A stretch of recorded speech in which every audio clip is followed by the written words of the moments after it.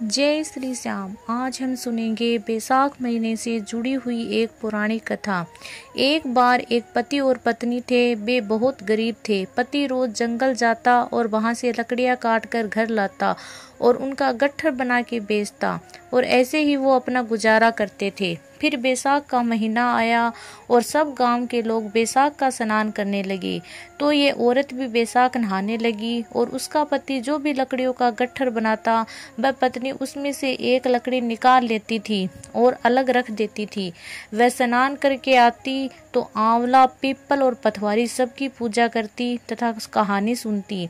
ऐसा करते करते बैसाख माह पूरा हो गया। पत्नी ने रोज बचाई हुई लकड़ियों का एक गट्ठर बनाया और भगवान श्री हरि नारायण का नाम लेकर बेचने नगर में निकल पड़ी।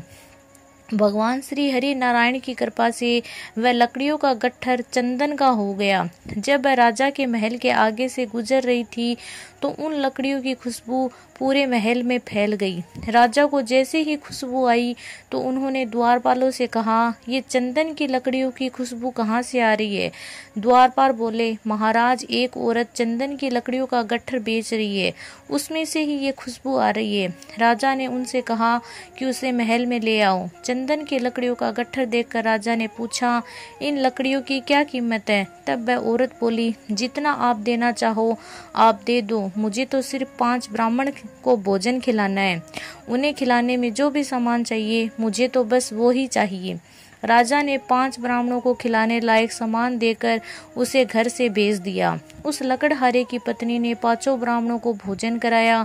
भोजन करा के उन्हें दक्षिणा दी और ब्राह्मणों से आशीर्वाद लिया।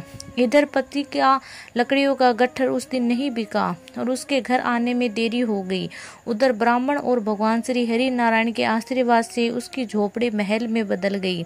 रसोई में 56 पकवान तैयार हो गए। पति जब वापस आया तो उसने झोपड़ी की जगह महल देखा, तो उसे देखकर उसकी पत्नी उसके पास आई और भगवान श्री हरि नारायण की कृपा की सारी बात अपने पति से बता दी।